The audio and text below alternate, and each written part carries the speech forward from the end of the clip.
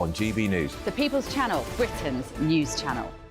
Join me, Patrick Christie's Monday to Friday, 3 till 6. We tackle the day's news agenda like you've never seen before. It's high tempo, high octane, the most controversial topics and the best guests. You will not be able to take your eyes and ears off it. I'm not afraid to ask the questions that you really want answered. 3 till 6 p.m, Monday to Friday on GB News, the People's Channel, Britain's news channel.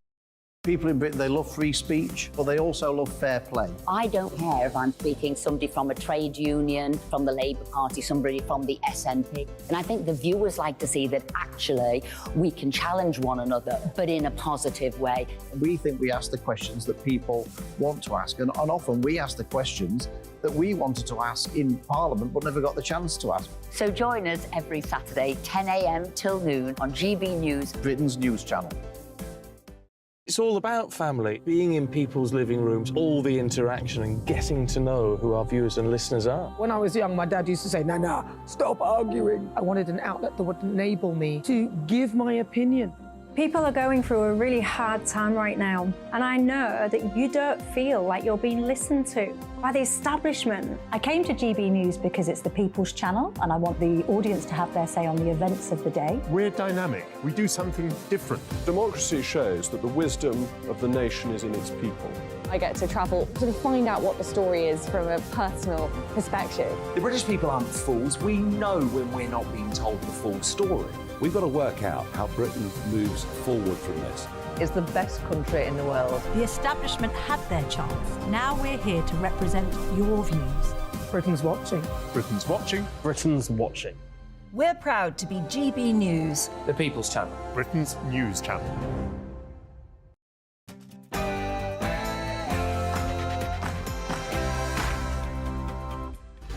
It's 9 o'clock on television, on radio and online in the UK and all around the world. This is Mark Dolan tonight with me, Patrick Christie, standing in for the big man for the last time. You'll be pleased to know. In my big opinion, in a GB News exclusive, it's revealed that human traffickers have been using videos of young, drunk British girls as bait for North African men to cross the channel. When will this madness end? Women are not safe. We've got your latest royal news with legendary royal journo Charlie Ray, who's got a revelation or two for you, so stay tuned for that. And in my take at 10, are we sleepwalking towards tyranny?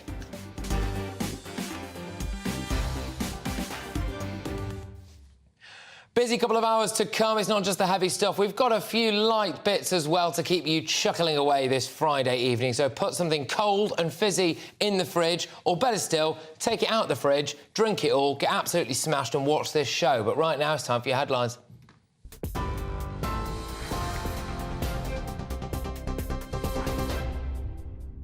Very good evening to you. I'm Aaron Armstrong in the GB newsroom.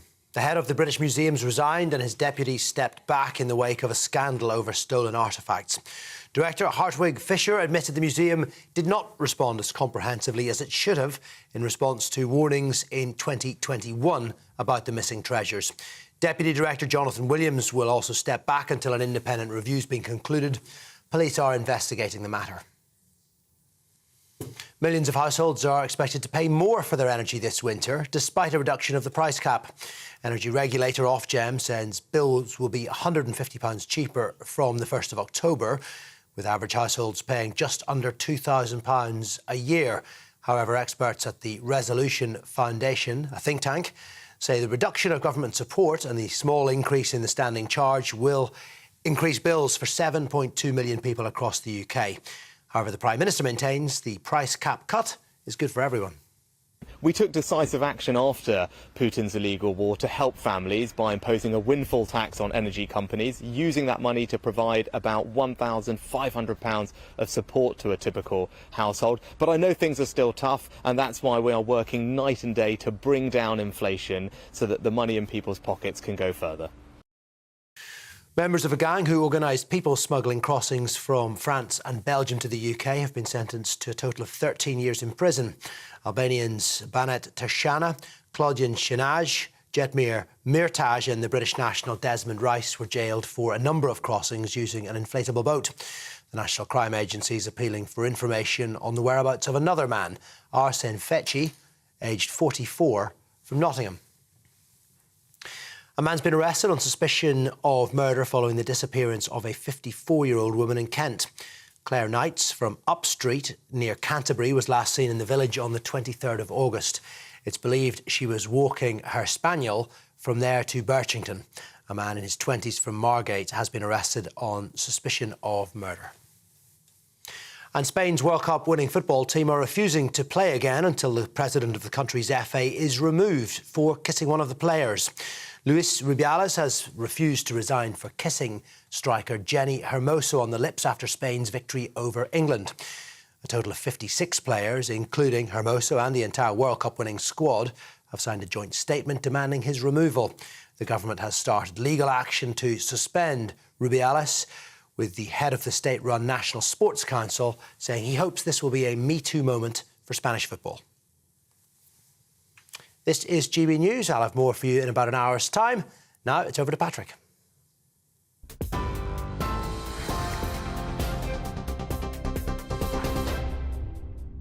Welcome back. I am Patrick Christie's in for the iconic Mr. Mark Dolan for the last time, probably. In my big opinion, in a GB News exclusive, it's revealed that illegal migrants have been using videos of young, drunk British girls as bait for North African men to come across the channel. What needs to happen to women on our shores to get this madness ended once and for all, and for people to wake up to this problem? Now, in the big story, as they send a man to the moon, well, not quite, is it time to end foreign aid to India and other countries as well, like China? We will bring you your very latest updates from the royal world with legendary former royal editor of The Sun, Charlie Ray, and in my take at 10, are British people sleepwalking into tyranny? Are our basic freedoms at risk? I certainly think that they are, and I will tell you why shortly. Tonight's newsmaker is the historian and Daily Telegraph columnist, a big dog in the world of media. It's Tim Stanley to discuss the doubling of MPs' payouts after they lose their seats, or if they quit, by the way. Yeah, it's ridiculous, this. And also, what are we paying for now? I mean, they're on holiday, aren't they? Sadiq Khan's demonisation of anyone as well who dares to question you, Les. That really is tyrannical behaviour, in my view. GB News is the home of the papers, so we've got tomorrow's front pages from 10:30 p.m. Keep you bang up to date with three top pundits who haven't been told what to say. They certainly don't follow the script. Tonight, we have reunited, and it feels so good. Criminal barrister and former Conservative MP Jerry Hayes. We've got fashion journalist and retail expert Lizzie Zeta and former Labour special advisor Paul Richards. It will kick right off, I guarantee that. And tonight I'll be asking the pundits, is the Spanish football kiss cultural or creepiness? Not sure about the crotch grab, to be fair. I think that probably was a step too far. But are we making our own lives harder as well with paper straws? They are the spawn of the devil, I think. And is hosting a dinner party really worth all the stress? Plus, your emails. We are nothing without you. gbviews@gbnews.com. This show has a golden rule, OK? We don't do boring. Not on my watch. I just won't have it. Let's get to work, and we start with my big opinion.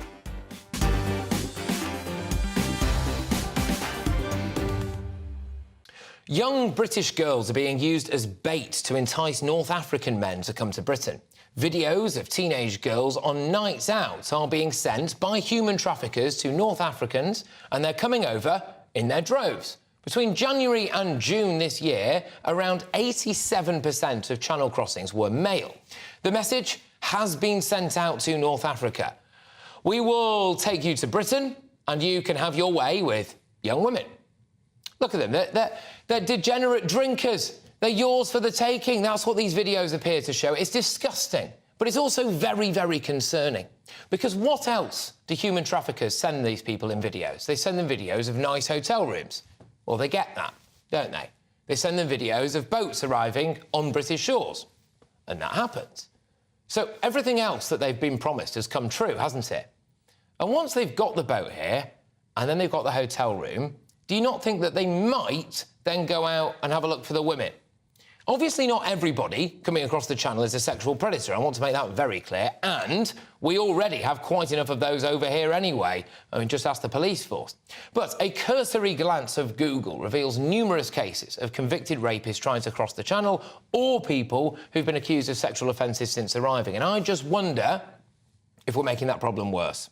We know that there are cultural differences at play here. We know what the culture can be like in that part of the world. They have radically different attitudes towards women. The role of women, male dominance, sex, what is and is not acceptable, and also, as well, crucially, the age of consent. Now, if having sex with young-looking women out on the street wasn't going to be a pull factor for some channel migrants, then why would people traffickers be advertising it to them? Is there not a concern that by bringing a load of sexually repressed men to the land of milk and honey, that it could lead to more rapes and more sexual assaults? Certain people on the left will tie themselves in knots over this. They will have to resort back to the old trope of, well, if women don't want to get assaulted, then they should cover up and go out less.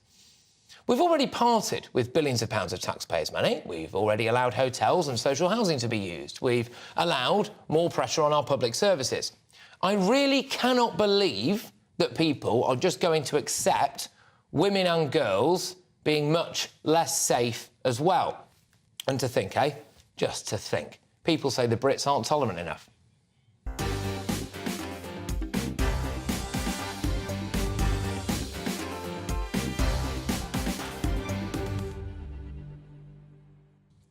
What do you think, hey? Do you agree? Do you disagree? gbviews@gbnews.com. I will go to your emails shortly after the break, but reacting to my big opinion tonight on my brilliant panel, we've got criminal barrister, former Conservative MP, bit of a lefty now, though, Jerry Hayes, fashion journalist, Lizzie Zita, and former Labour special advisor, who is still a lefty, is Paul Richards. Great stuff. Well, I think on this, I really do have to go to the female member of my panel first. Lizzie, what do you think? I want to emphasise before we crack on with this, I'm certainly not trying to say everybody coming over the channel is some kind of sexual predator, etc, etc, etc. I am saying that it is being advertised, and clearly the advertising is working.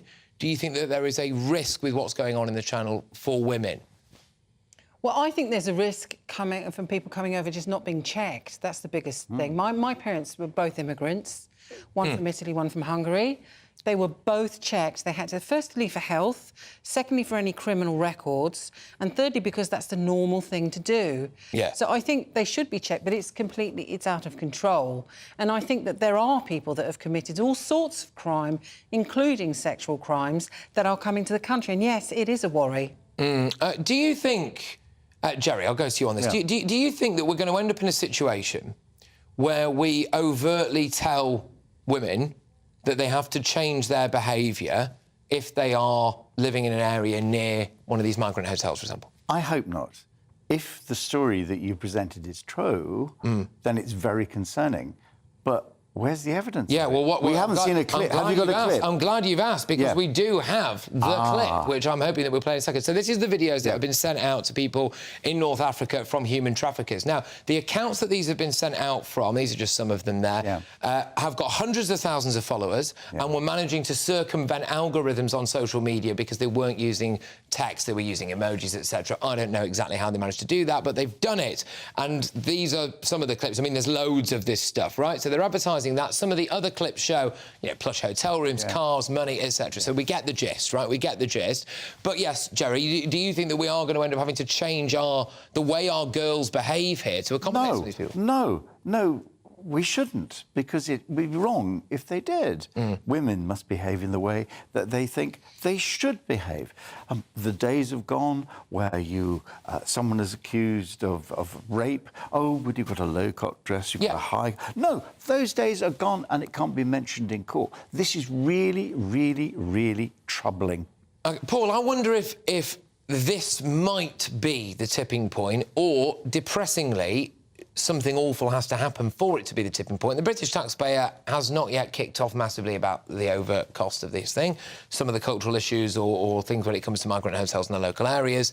If they do genuinely feel that their mothers, sisters and wives are in danger on the streets, that could be something that really enacts change in the channel. I think you were being very careful with your words, and you were, seeking to be absolutely sure that not every immigrant is a potential rapist and all of that. However, this kind of material being put out in this kind of way, I think, conflates those two things, and I think it's quite dangerous. There is How then? How does it because conflate it? the reason somebody gets on a boat and risks their neck and goes to a new country and goes on the open sea lanes is not because they fancy some woman they've seen why would you advertise on the it as that internet. then? Why would you put it with that, with a picture of a hotel room, with wads of cash, with nice cars? Well, I'd it's echo the Jerry, life, isn't it? I would echo Jerry's point. Where's the evidence for this? One video. Well, there's a lot of stuff on the internet. Come on, Patrick. There's a lot of stuff. No. This has been absolutely. I will push back on that. I do appreciate what you're saying because it's important to be sure, but I will massively push back on that because this has come as an exclusive from our Home and Security editor, Mark White, who has got loads of sources on this. We've managed to obtain the clips. We've reported it to the social media companies, etc. This is absolutely kosher. Well, hopefully they'll shut that down. But the point is, this is not the reason people are coming to the UK. Okay. But there's a bigger story. There's a bigger story. Because you've got the boats, which are here. You've got the Bibby Stockholm, and you've got people coming into Wethersfield, places like that. You've got 500 people. No, I'm not suggesting for one moment they're rapists or sexual predators, just coming in from a foreign country. This is the problem, and it's going to cause tensions. But it alludes to what you were talking about, Lizzie, which is the basic checks. And my big point on this would be cultural as well. If some people are coming from parts of the world where we know that there are vast differences between the way that we would treat women in this country, between things like the age of consent, in terms of the power dynamics between a man and a woman, and dominance in sexual activity as well, and we're not, it appears to me, making any attempt to change the way these people think about that, I think that's a worry. Well, it is a worry, but then again, come the second, I've seen various waves of migration come to this country, and I follow it because that's where I come from. And I think that people, after the first jet, they start to integrate. Yeah. They come to the schools. A lot of migrants to this country have done great things for this country. Legal things, yeah, and they've gone through they're mad on education. They really make sure... That's not really what we're talking about, though, is it? No, but I think that we have to bear this in mind in order to give a balanced and fair discussion to this matter. We cannot vilify... No. We cannot vilify people, and also... You're saying that you know exactly where this tape has come from. But they're middle-class professionals because they can pay the £15,000 or £14,000 to actually come over here. They're professional. Why didn't we let them work? Why do we keep them up in the Bibby Stock? Let them work, pay taxes, and wait for their asylum. And you wouldn't have any concern with that due to the lack of safety checks? Well, you've got to have safety checks before they can work. Of course you have. And this is where the Home Office lets us all down, as they always have done. But putting them in hotels and giving them a few pounds a week is nonsense. Let them get out and work. There's a million people. A lot of jobs that need doing. Right? What's your skill set? Are you a nurse in your own country? Are you a doctor? So just to Are you an engineer? Right, okay, but just to clarify on that then, would you honestly take the word of somebody who says that they're a nurse or a doctor and let them practice in RN8? No, you check them out. But you can check them out. Give them a test. Well, you've got to check them out on everything else. You might as well check them out on that. But if they want to work over here, if they've got the skills. Wouldn't we be in exactly the same situation that we are now? Because we're trying to check them out now with the backlog, aren't we? And all too often people go, well, we're not going to tell you where we're from, we're going to make up where we're from, etc. So why would someone suddenly go, oh, actually, I'm a nurse or a doctor? And I'm not being funny, Jerry, as well, but it's pretty easy to come here if you're a nurse or a doctor. You don't need to come across the channel. Well, you can test these people. You can actually put them through the medical exams. You know, we can use... Gosh, there's a million people. Why should people, Paul, why should people who've come here illegally be allowed to work when we still have Brits that are unemployed? We don't know they're here illegally. Exactly, you're conflating two things. Well, the illegal migration bill, if somebody... OK, all right, I'll just say it. In my book, if somebody arrives here on a dinghy across the channel, then they are here illegally. So that's the premise. But they might be a legitimate That's not the law, is it? Yeah, exactly. Well, the illegal migration bill is going to try to... It may be your book, but it's not the law. Okay. But putting them in hotels or on barges or anything else, and that's what creates the flashpoints and the tension. If you let people into the community, get them working, whether it's picking up litter, I don't care what the job is, they're earning and they're paying taxes, they're learning English, and they're integrated with communities, and that's what gets rid of this tension you're talking about. And meanwhile, there are lots and lots of jobs that are open Right. like in hospitality. Like, my parents started off as cleaners. My dad worked as a hotel porter. The man that started, it was at the Dorchester Hotel when he got his first job. The man who worked with him, alongside him, ended up being the CEO of that whole entire operation. So now there are these big holes that people could fill. Was there a housing crisis then, though? No. Right.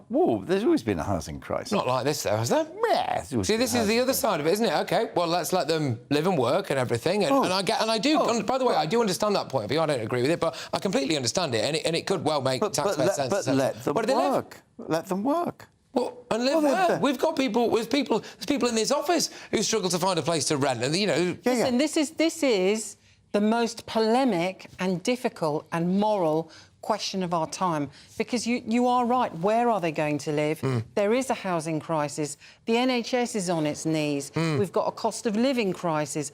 All of these big issues. How do you treat people in an ethical, moral way in those circumstances are the big questions of our time. All of you, thank you very much. It was a good start to the show. Solid start to the show. Now, we've gone to the big story next. As India's space programme takes off, is it time to stop sending them British taxpayers' money? Not just there as well.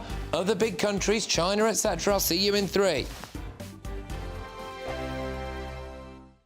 What you get for breakfast is something that, if we do our jobs right, you will wake up to news that you didn't know the night before. It's a conversation. It's not just me and Eamon. We want to get to know you, and we want you to get to know us.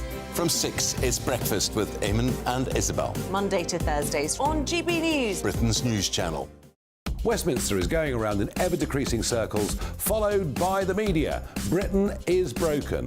How on earth did we get into this mess? But more importantly, how do we get out of it? Join me at 7 p.m, Mondays to Thursdays on Farage, here on GB News. We will have open, rational debate. We've got to work out how Britain moves forward from this. Join us here on GB News, the People's Channel. Britain is watching. When the news happens, it happens here. And really important breaking news. Breaking news this morning. On TV, radio and online, the news starts here on Britain's Newsroom. All the biggest stories and the answers that you need from across the UK and beyond. Join Britain's Newsroom from 9:30 on GB News. The People's Channel, Britain's news channel. Join me, Patrick Christie's Monday to Friday, 3 till 6. We tackle the day's news agenda like you've never seen before. It's high tempo, high octane, the most controversial topics and the best guests. You will not be able to take your eyes and ears off it. I'm not afraid to ask the questions that you really want answered. 3 till 6 p.m, Monday to Friday on GB News, the People's Channel, Britain's news channel. People in Britain, they love free speech, but they also love fair play. I don't care if I'm speaking somebody from a trade union, from the Labour Party, somebody from the SNP. And I think the viewers like to see that actually we can challenge one another, but in a positive way. We think we ask the questions that people want to ask, and often we ask the questions that we wanted to ask in Parliament but never got the chance to ask. So join us every Saturday, 10 a.m. till noon on GB News, Britain's news channel. It's all about family, being in people's living rooms, all the interaction and getting to know who our viewers and listeners are. When I was young, my dad used to say, "Nana, stop arguing." I wanted an outlet that would enable me to give my opinion. People are going through a really hard time right now, and I know that you don't feel like you're being listened to by the establishment. I came to GB News because it's the People's Channel, and I want the audience to have their say on the events of the day. We're dynamic. We do something different. Democracy shows that the wisdom of the nation is in its people. I get to travel to find out what the story is from a personal perspective. The British people aren't fools. We know when we're not being told the full story. We've got to work out how Britain moves forward from this.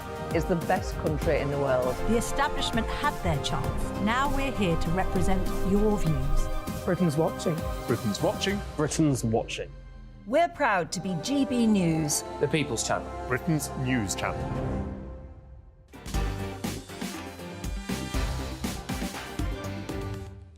Loads of you getting in touch. Susan says, We've been abandoned by our government, OK? Jen says, thank you for bringing this subject up. As a female born in the 50s, I have watched as we have fought for our freedoms over the decades. I'm very concerned that the cultural issues of these people coming over unchecked will be impacting upon our freedoms again. You know what? I actually think if more people were just honest about that, then we'd realise that that is a majority view. But alas, some people don't say it out loud. Roy says, hi, Patrick, love it when you're on. Thank you very much, Roy. But can I be excused as smashed already? Roy, yeah, as long as you don't turn over the channel, mate, that's absolutely fine. And whilst you're at it, if you're that smashed, stagger to all your other TV sets, put them on as well, get the numbers up. OK, so this week, India launched a rocket into space, did they? Just. Surely such an achievement is the maker of a thriving nation.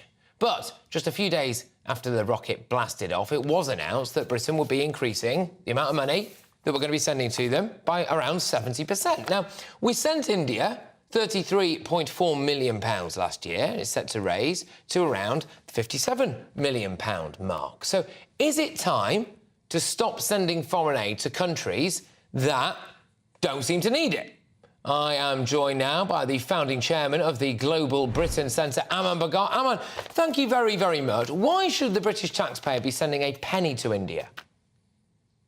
Well, we're not. Simple fact is, look, first of all, Patrick, thank you for having me on the show. And look, I've long campaigned for reform for our international development budget. I think we have been spending more than perhaps very generously most other Western nations. Look at the US, look at Japan, look at Australia. They're spending around 0.2% of their GDP, where we were spending 0.7%. And it was welcome that we reduced that to 0.55 of our GDP. And of course, yes, we should help those most in need. Yes, we should help empower women and girls. I've got to pick up on what you said, literally the first words out of your mouth, Aman. Taxpayers are sending money to India. We have sent money to India. In 2012, the government announced that it would transition away from funding India's government. Then the Independent Commission for Aid Impact calculated between 2016 and 2021, the UK provided £2.3 billion in aid to India. Bilateral aid, £441 million. Multilateral aid, the World Bank, $700. We're giving money to India. We are. No, OK, so if by that you mean the money that the British international investment company is investing for profit in Indian private sector, which is giving a return to the UK taxpayer, but if you mean by that is aid, then that is not the definition of aid, Patrick. The ICAI gave UK Indian aid programme, right, an amber red score, which is the second worst score, and it said this: it lacks a strong link to poverty reduction, which remains the statutory purpose of UK aid. So it's not working, and that's the question. And that, no, of course, there is, look, let's be honest, the questions you're asking need to be asked of our government here in the United Kingdom. Yes. For the simple fact that we need to be investing the UK taxpayers' hard-earned cash in a far better way that delivers actual economic development and prosperity for our friends and allies who are in need of that. Now, let's break this down. The top 10 foreign aid recipient countries of the UK were Afghanistan, Nigeria, Pakistan, Ethiopia, Yemen, South Africa, Somalia, South Sudan, Syria. Most of those are failed nations. We had to stop giving some money to Syria because it turned out it was literally going to terrorists. And in Afghanistan, that is now under full Taliban control. Now, if we break down the figure that's been bandied about over the last few days of 2.3 billion between 16 and 21, the vast majority of that, let's break it down. So 1 billion of that was invested in private sector equity in India by the British International Investment Company, which gave a return to the taxpayer. Now, well, it didn't, I'm afraid, and I'm sorry, because that is actually just wrong. In one large investment, it went to a mid-sized Indian bank that was meant to increase lending to poor customers, but it was not ring-fenced. It was not ring-fenced. That's exactly what I'm getting at. So some of that investment has gone to good places. So, for example, some of that investment has gone to Reliance Power, trying to generate more renewables. But now wait for this. Some of it went to a company called Vunik. Now, your viewers will be quite pleasantly surprised to hear it's the company which provides a personal stylist provision, providing customers with the best hand-picked clothes. Now, is that really the best use? Even if it is an investment of British taxpayers' hard-earned money. Well, it's not. Another It's not. And that's why we need reform on our side here in the UK. I mean, look, the government of India has been long asking the UK to stop sending aid. And this was before 2015. Why doesn't it just not take it? Well, OK, so the UK-India roadmap agreed by Prime Ministers Boris Johnson and Prime Minister Modi last year was very specific. It said, look, we do not need any more of this money, but the UK has a national interest in trying to drive investments from our global investing companies, be it in the City of London. So, for example, much of that bilateral aid that is being bandied about is actually going to places, for example, like the UK-India Partnership on National Infrastructure Investment Fund. Now, that is a fund where British money is going into that infrastructure fund in India to try and catalyze the investments going from the City of London. That is giving our lenders a return on that investment. Look, the Indian It's giving our lenders a return on the. This is the thing. I get what you mean, and I do also understand that it's not quite as simple as, well, in fact, it's not really the case. But the Indian government coming out and going, it's not a matter of that 2.3 billion funding the Indian space program. It simply is not the case. No, but it does look very, very jarring to the British public that any taxpayer's money is going to a country that can land something on the far side of the moon. And British taxpayers are spending money to India. They're getting very dubious returns off it. And I would just say as well, I think we need to have a serious conversation. The British international. We need to have we need to have a serious conversation about why a country. We need to have a serious conversation. Fifth largest economy in the world. The fifth largest economy in the world, right? Their economy has grown by 7.2% in the last financial year, which is way more than ours. Yet poverty remains at an astonishingly high level. The conversation that we need to be having is, first of all, the direct aid that is going to those top 10 recipients. For example, why on earth are we spending good money on Pakistan when it has a nuclear program? I agree. No, I agree. Okay. Oh, by the way, now, the reason why I focused on India, right, was because you just find something at the moon in India, which is, you know, a gift as far as I'm concerned. But you're absolutely spot on. Pakistan, there's no reason why we should be doing that. China, we're sending them money. They've actually building a fake moon to help crop production. At one point, we spent about £25 million giving it to people in Kenya who were classed as rainmakers, and they would look at ants and try and predict the weather. It's mad. Well, there you go. So, absolutely. And we need serious reform here in the UK on our international development budget. First of all, let's look at the US. They spend 0.2% of their GDP. We were spending 0.7%. We have far too many people that need domestically our help. Okay, we do. I think we need to be focusing far more on that. And secondly, I think we need to be far more focused on, even if these are investments, on what exactly is it that we're investing in? Are they bringing social change? Are they bringing economic prosperity to both the UK and India? I mean, I gave you that example of that firm that is being funded by one of the private equity funds that our BII is investing in. What is it providing? So those are serious questions that need to be asked. But I think boiling it down simply, oh, look, 2.3 billion have gone. I mean, the BII made a profit of £585 million last year. Okay, now that is a return on that investment. India is 28% of that portfolio. Okay. However, having said that, I think, yes, we need a serious discussion here in the UK. But sadly, I think in this election year coming up... Well, we're not going to have it, are we? Well, that's the problem. So, but having said that, I think... We're going to have to get going, I'm afraid. Look, thank you very much. I really do appreciate you coming on about all of this and chatting to me about it and having a bit of a robust back and forth. It is great to have you on the show. So, Man Bagal there is the founding chairman of the Global Britain Centre. Right, coming up next with the pundits was the controversial Spanish football kiss. If you've not seen it, I'll show you the pictures. A cultural misunderstanding or downright perversion? I'll see you in 2. That warm feeling inside. From Boxed Boilers. Proud sponsors of weather on GB News. Evening, I'm Alex Deakin, and this is your latest weather update from the Met Office for GB News. It's a bank holiday for many, and the weather's going to be mixed. There'll be some sun, there'll be some heavy showers, never particularly warm. Monday does look dry for many. We've got high pressure nearby, but for the time being, low pressure is still dominating. It's been generating some heavy showers through the day and will continue to do so overnight. We have a Met Office yellow warning in place across parts of southeast Scotland. Slow-moving, thundery showers here could cause a bit of disruption. Elsewhere, the showers are moving a bit more, but still some heavy ones over northwest England through the night, staying pretty wet across northern Scotland. A cool night as well. Single figures in rural spots, 10 to 12 in most towns and cities. Saturday will start dry with some sunshine over the Midlands, East Anglia, the southeast of England, and much of southern Scotland may well stay fine. But northwest Scotland wet and windy, and elsewhere, look at this, the heavy showers just develop as we go through the day. So dodging the downpours on Saturday afternoon. There will be some sunshine between the showers and temperatures getting up into the high teens, maybe low 20s across the southeast. So generally cool for the time of year. A cool start to Sunday. Again, many will start dry, fine with some sunshine, but again, the shower clouds will develop through the day. Perhaps not as many as on Saturday, and parts of Wales may well have a dry afternoon before more cloud and rain comes into the northwest later on. And again, for most places, on the cool side. Goodbye. That warm feeling inside. From Boxed Boilers, proud sponsors of weather on GB News.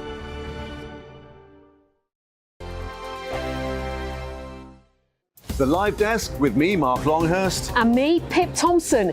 It's here Monday to Friday on GB News. From midday, we'll bring you the news as it breaks, whenever it's happening and wherever it's happening, from across the UK and around the world. Refreshing, feisty, but with a bit of fun too. If it matters to you, we'll have it covered on TV, radio and online. Join the Live Desk on GB News, the People's Channel, Britain's news channel.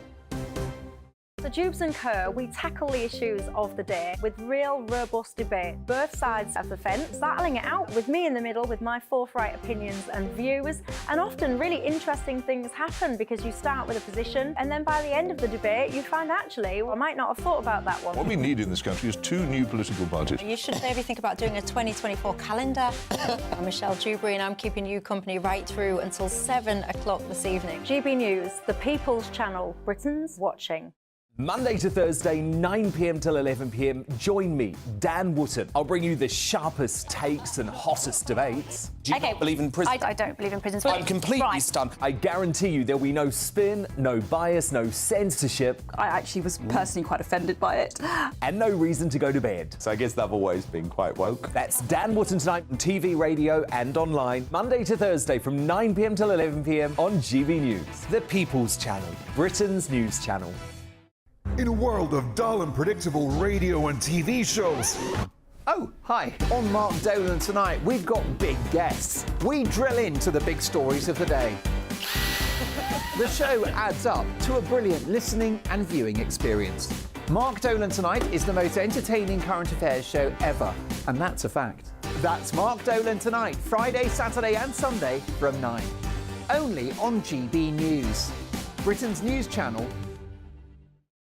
Like all families, we have arguments every now and then, but actually we agree on what the mission of GB News is, and that's the most fundamentally important thing. GB News provides the kind of platform that lets all voices be heard. We don't hold back. We're free to say what we really think. Just because some people who live in a tiny little Westminster bubble think that their particular story is important, that's not the most important story for me. And often they will be difficult stories, stories that you won't find on the establishment media. Because what people think in the north of England may be very different to what they're thinking in the home counties. We're going to carry on telling the world what life is really like for households up and down the UK. We love to be in your car, in your kitchen as you're having your breakfast. Whatever you're doing, you are part of the show. If it matters to you, it matters to us. Britain's watching. Britain's watching. Britain's watching. We're proud to be GB News, the People's Channel, Britain's news channel.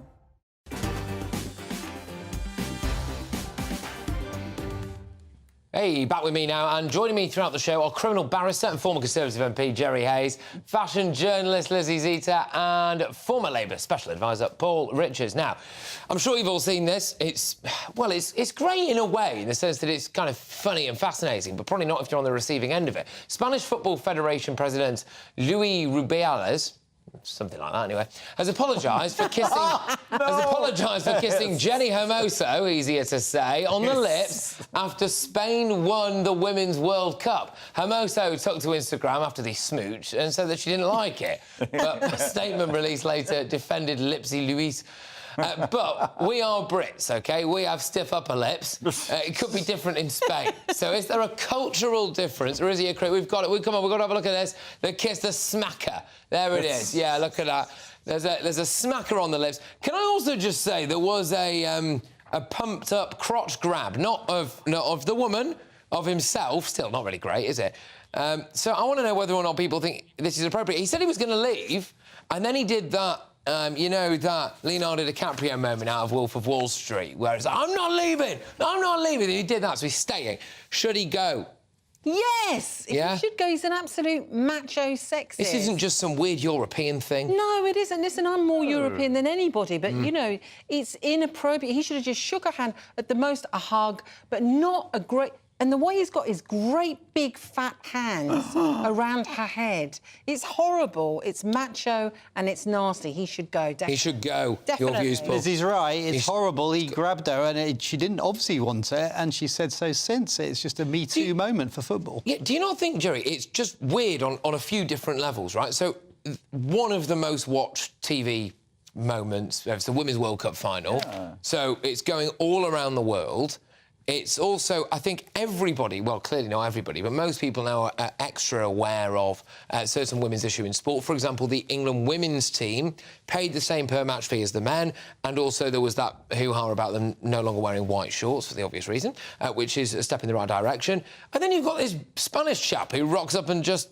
Well, debatably sexually assaults people on the world stage. Not so much a sexual assault, just rather degrading and humiliating. Yes. And, you know, this is a women's team who've done fantastically well, who've done wonders for football. And what does he do? He degrades them. He just gives her a... Would you have but slapped also... him? Oh, No. I would have thrown him over my shoulder. Oh. Yeah, here we go. No. Here we go. Now we're talking, No. people. Yes. Come on. Look, what's really upset me is the fact that, listen, the Spanish team won. We wanted the British team to win, but the Spanish team won, and it was an amazing moment. Up comes along Mr. Knuckle Duster Macho Man, sucking the air out of the room. Wasn't all he was doing. Wasn't all he was doing. And, you know... And it's completely distracted away from the victory that the Spanish should be... And it's all about the kiss. And they're all on strike now. You've seen them. They've gone on They're strike. all refusing to play till he goes. He's got to go, hasn't he? Of course he's got to go. He's talking about losing the dressing room. Yeah, talk about losing the dressing room. And also, he grabbed his crotch, right? Yeah. The Queen Letizia, I think her name is, Letizia was standing there with her 16-year-old daughter, and Mr. Macho Man grabs his crotch. The whole world is watching. You know, he should have had a bit of decorum. I understand. Listen, I'm Latin. We get excited. But you don't do it. You don't do it. Sorry, I got a little bit excited. What did you do? Well, I stood on stage and grabbed my crotch. We have a stiff upper lip. Yeah. Well, there he is. Right, OK, we're moving on now because a new study has revealed... Don't say we don't tackle the big issues on this show. A new study has revealed that paper straws contain long-lasting, potentially toxic chemicals. Can I give a bit of context to this, OK? I think paper straws are the spawn of the devil, and whoever invented them should get the opposite of whatever a knighthood is, send them to the tower.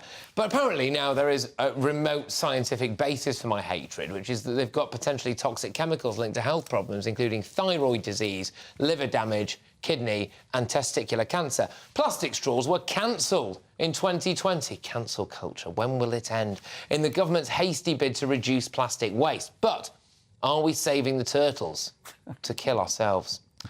Have you got particularly strong views about paper straws? Because I absolutely hate them. You shove them in the drink and they stay there, and then you can't use them after 10 minutes. Listen, they are a curse. We don't need them. They are spawn of the devil. We don't need them. Only, I was thinking, medicinally, maybe, like if you were in hospital and you had an operation, or you're in a bad fight or something, and you've lost all your teeth, or dentists, doctors, they should be able to give them to their patients. But we don't need them. Get rid of them. They kill wildlife. Yeah. They're full of toxins. And, you know, they're no good. The How do only good straws one kill would have wildlife? been... Yeah, because they get caught. They get into the rivers and the seas and they choke on them. We saw a The picture of one turtle with a plastic straw up its nose, right? And, you know, after that, we all had to go paper. You know, it was shocking. I'm telling you, we didn't have to do that. I've got a way You around had a it. smile. You had a smile on your face. I was going to make a joke there, but that would have involved Don't. defaming numerous celebrities, and I will not do that. Paul, you strike me as a paper straw man. Well, I couldn't care less, really. I can't believe you've got a strong opinion about whether your straw is paper or not. I mean, if there is any truth in this report, let's see if it is true, then we don't go back to plastic, do we? What do we do? We go to the metal ones. Why do you have straws? That's what we do. Why do you have straws? I've got the answer. And they work. I've got the answer. The answer is gold straws. Now, McFlurry's, Yeah. McDonald's McFlurry's, they cost £1.29. Yeah. OK, we could get gold straws. They're going to cost about £500. They'll go a bomb with celebrities. Those are the only straws that we don't need them. You can have a metal straw and then you recycle it. Obviously, you keep using the same ones. You wash them up and Are use you them making again a straw man argument? in the same way you'd use with a spoon or something. Yeah. Straws don't need to be suck. disposable. Yeah, nice try, but no. Why do people want straws? I like just be a adults about large it. gin and tonic. I'm not going to suck it. Look, through I a just think it was straw. part of this relentless push to try to be seen to do absolutely everything that we possibly could for the planet without actually really thinking about it. Like this plastic bag thing, or you're going to charge you 10p for a plastic bag. I still forget my plastic bag, so I have to go to the shop and get more. I've got just as many plastic bags in the cupboard under the sink as But I it's a had. bag No, but for it life, has- which it is has now helped. 30 pence. Yeah, but the bag for life is always left at home when I go to the Exactly. shop, so I have to get another bag for life. But can I just say, Americans use 1 million straws per day. Now, that is a lot of pollution. It isn't a small point. It's You an know what else they important do? point. They frack. They use their own natural resources. And you know what else is happening in America? Their inflation is down and they're energy self-sufficient. You know, I'm starting to think that maybe, actually, we should just be doing that, really. But anyway, that's a different topic for another time. It really doesn't work over here, but there we go. We can frack. Frack off, Jerry. Okay. Up next, your Royal Roundup. That was frack, by the way, before Ofcom come after me. Now, Charlie Ray joins us. Yes, don't go anywhere. He's got some royal revelations for you, and we'll see you in 2. Monday to Thursday nights on GB News. At 6, it's Dubes & Co. 7 o'clock, Farage. At 8, join Jacob Rees-Mogg. And at 9, Dan Wootton Tonight, followed by Headliners. On TV, radio and online.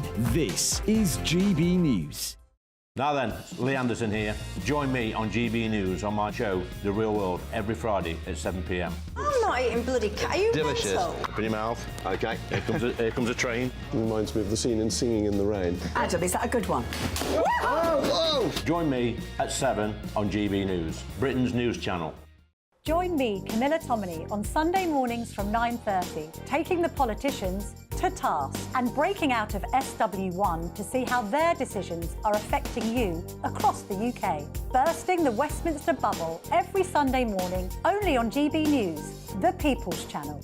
Britain's watching. Join us every night on GB News at 11 p.m. for Headliners, which is 3 top comedians going through the next day's news stories, which is exactly what you need, because when the establishment has gone crazy, you need some craziness to make sense of it. So join us 11 p.m. every night on GB News, the People's Channel, Britain's news channel. I'm Andrew Doyle. Join me at 7 o'clock every Sunday night for Free Speech Nation, the show where I tackle the week's biggest stories in politics and current affairs with the help of my 2 comedian panellists and a variety of special guests. Free Speech Nation, Sunday nights from 7 on GB News, the People's Channel, Britain's news channel. Every Sunday from 11, join Michael Portillo. There will be topical discussion, looking at the week before and the week to come. So kick back and relax at 11 a.m. on Sundays on GB News with me, Michael Portillo. GB News, the People's Channel, Britain's news channel. I joined GB News because I was sick and tired of not hearing my views being represented, not just mine, but so many people that I knew and spoke to. I just couldn't get my voice out there. I couldn't say anything. I couldn't do anything. Whatever the narrative was, I kind of had to follow it. GB News is there to provide a voice for those who have been ignored by the establishment media. We think different things, we've got a different style. GB News is here to be optimistic and positive about the future. It's real kind of dynamic and flowing, with the audience very much at the heart of it, like a big family. Here at GB News, we talk about the things that matter to you. Hearing the voices from right across our towns and cities, especially our towns. All sides of the argument represented with a heavy dose of opinion. We're on a mission here to make a difference. And the GB News family really is here for you, and whatever time of day you can watch or listen. Britain's watching. Britain's watching. We're proud to be GB News. The People's Channel. Britain's news channel.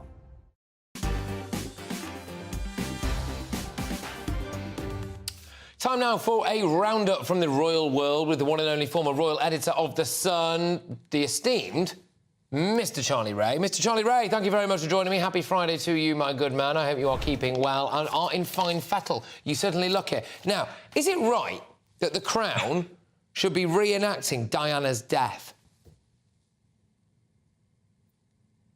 Well, I would find it not suitable. But however, you've got to realise it is dealing with factual and fictional matters. This is a tragic factual matter, and it is up to the point of the Princess Diana years. So, you know, it's like other autobiographical movies and everything else which deal with tragedies. So, you know, it's going to happen. I mean, I hear that they're going to deal with it in a sensitive way. I'm not quite sure how you deal with that sort of car crash in a sensitive way, but we'll have to wait and see when. What I find interesting about this was just before, I think this flew under the radar a bit for people, just before Harry and Meghan did their Netflix thing. Harry did a thing with James Corden, OK?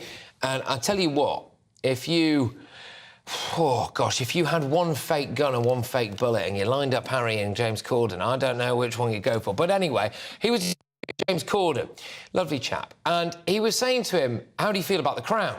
And he said, well, I like the Crown. I don't mind the Crown because it's obviously not real. He was having a pop at people doing news broadcasts and slamming them and presenting certain things as facts. And I thought, that's not really true, is it, Harry? I mean, it became obvious why he'd said that shortly afterwards because he signed a multi-million-pound deal with Netflix and the Crown is on Netflix. However, I thought, well, people take what happens in The Crown as fact, don't they? So it'll be interesting to see what he makes of what they do about his mum's death.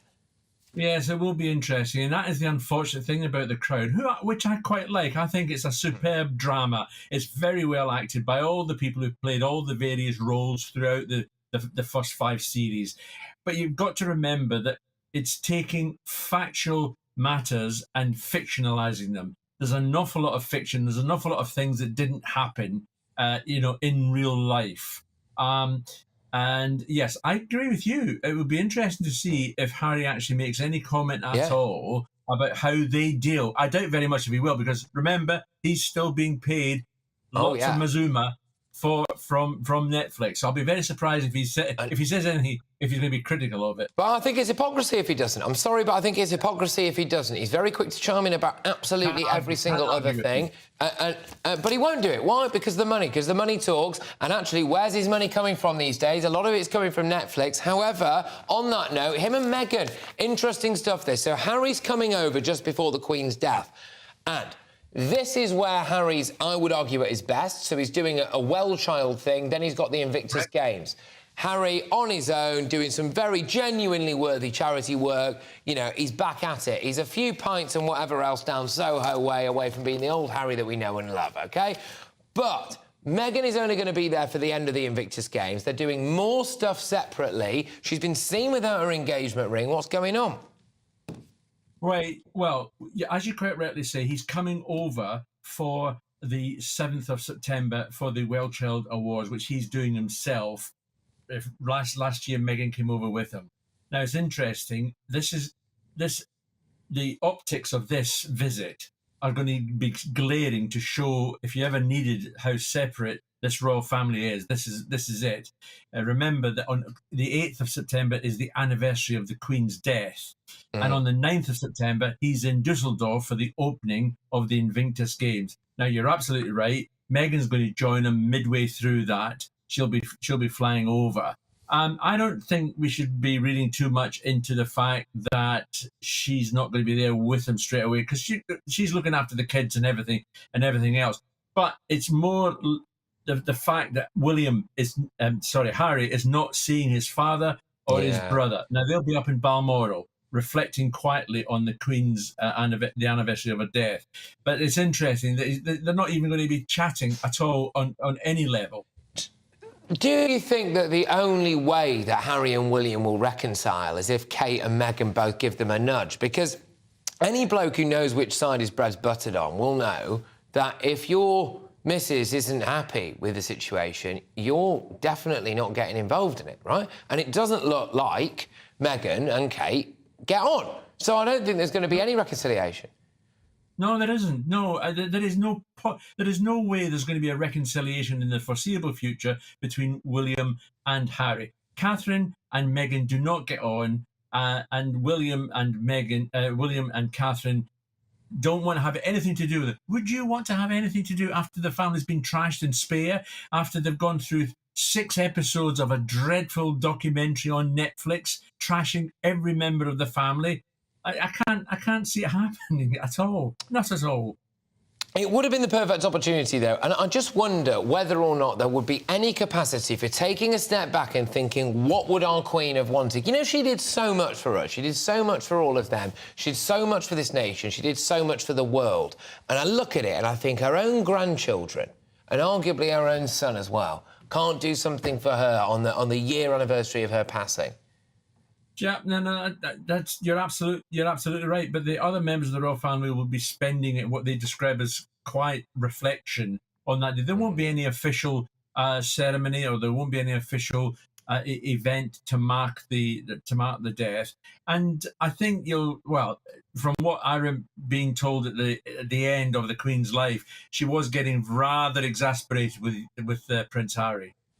Well, I'm absolutely certain, and that's another thing that really adds to this kind of disdain, doesn't it, really, which is for us the idea of knowing that our now late Queen was exasperated towards the end of her life. But she didn't do that. And why else would Charles have said, please, boys, which he reportedly did say, please, boys, please don't make my final years a misery? Well, the implication there is that the Queen was a bit miserable, or that Philip was a bit miserable, and I just find that really deeply annoying and deeply troubling. But, Charlie, thank you very much. You are always a ray of sunshine onto a Friday night, as ever. Sure, no one's ever told you that before, but there we go. Charlie Ray. No.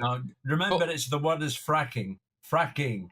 Fracking, yeah. Well, yeah, you can fracking come again, I'll tell you that much. I better stop before I get hooked. Anyway, Charlie, thank you very much, the former royal editor of The Sun. Right, I've got a heck of a lot more to come your way. It's going to be a rip-roaring final hour of this show. In my take at 10, which is just a few minutes away, is Britain sleepwalking into tyranny? I think we might already be there, and I'll be explaining exactly why to you in just a sec.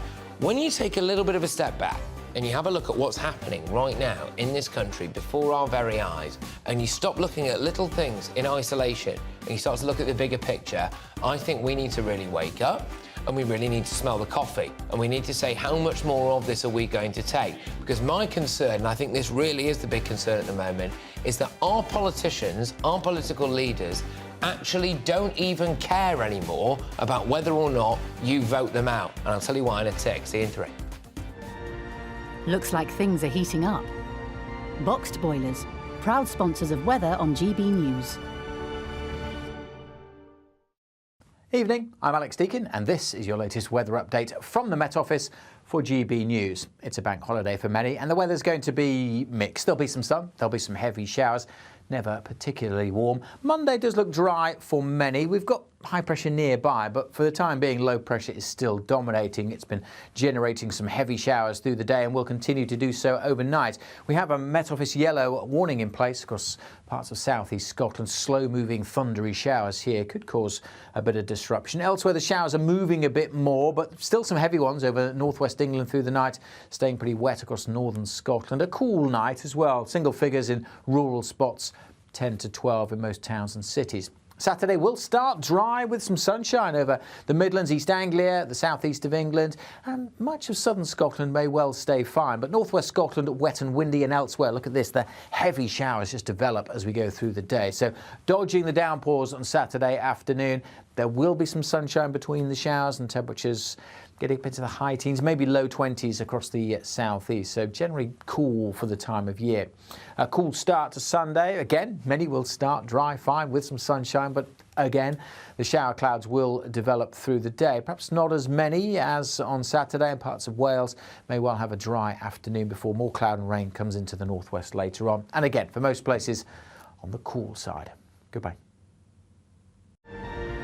Looks like things are heating up.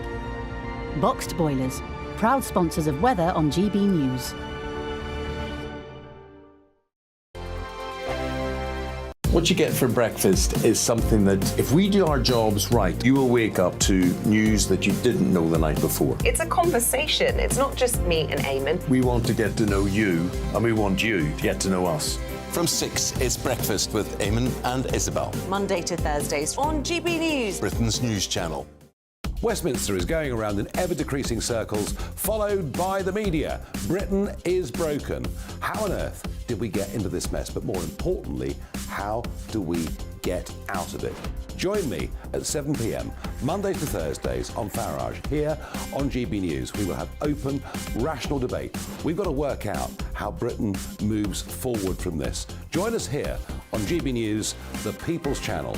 Britain is watching.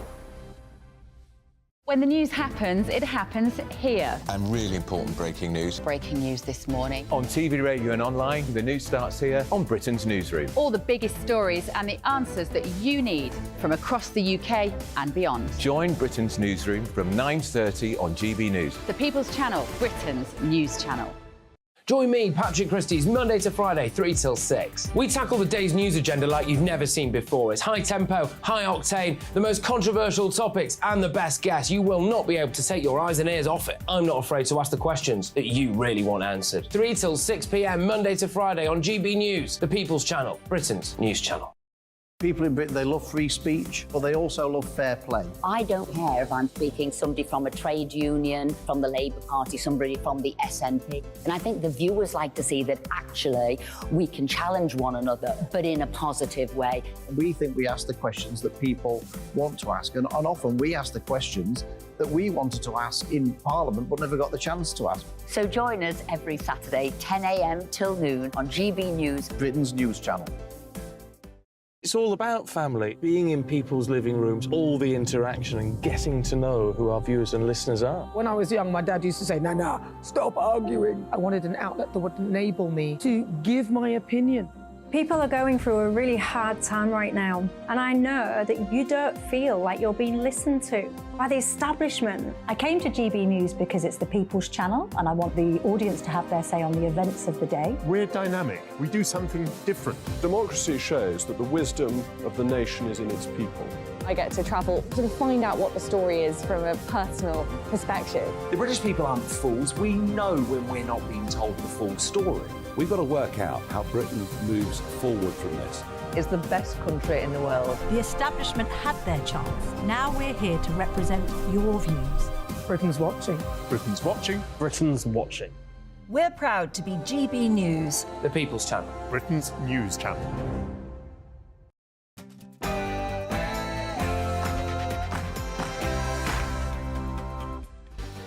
Yes, hello everybody, it is me, Patrick Christie's. It's 10 o'clock on television, on radio and online in the United Kingdom and all around the world. It's Mark Dolan tonight but with a difference. In my final stint filling in for the legend himself, in my hot take at 10, are we sleepwalking into tyranny? Tonight's newsmaker is the renowned Telegraph columnist Tim Stanley, and GB News is the home of the papers with tomorrow's front pages from exactly 10:30 p.m. sharp. Make sure that you stay tuned in for this because you will be ahead of the game. When your mates wake up tomorrow, you will already know all the news.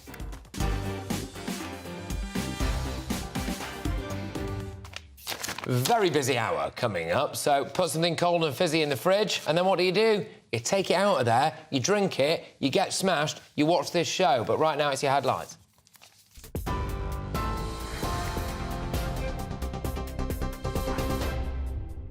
And a very good evening to you. I'm Aaron Armstrong in the GB newsroom. The director of the British Museums resigned following the discovery of alleged thefts from the institution. In his statement, Hartwig Fisher admitted the museum did not respond as comprehensively as it should have in response to warnings in 2021 about the stolen treasures. Approximately 2,000 artefacts worth millions of pounds are understood to have gone missing over 2 decades. Deputy Director Jonathan Williams will step back until an independent review has been concluded. The average household will see a slight reduction in energy bills heading into the winter. Regulator Ofgem is dropping the price cap by £151 from the beginning of October. It means the average bill will fall to just under £2,000 a year. The Prime Minister says it's good news for everyone. We took decisive action after Putin's illegal war to help families by imposing a windfall tax on energy companies, using that money to provide about £1,500 of support to a typical household. But I know things are still tough, and that's why we are working night and day to bring down inflation so that the money in people's pockets can go further. Young British women, often reportedly drunk or in a state of undress, are being featured in adverts by people smugglers. GB News can exclusively reveal multiple accounts have been discovered, with a cyber source telling us he believes they're fronts for people smuggling. It's claimed the videos are being used to entice young men to travel to the UK and Europe using the services of criminal gangs. World Cup winner Jenny Hermoso says she did not consent to being kissed by the president of the Spanish FA. Hermoso and 80 other players have confirmed they will not play for the national team until Luis Rubiales resigns. He's so far refused to step down after kissing Hermoso on the lips after they beat England in the final. He says it was consensual. The Spanish government has joined FIFA in launching legal action against the 46-year-old. A man's been arrested on suspicion of murder following the disappearance of a 54-year-old woman in Kent. Claire Knights from Upstreet near Canterbury was last seen in the village on the 23rd of August. It's understood she was walking her dog from there to Birchington. A man in his 20s from Margate has been arrested on suspicion of murder. This is GB News on TV, on your digital radio and on your smart speaker too. That's it for the moment. More in an hour's time. Now it's back to Patrick.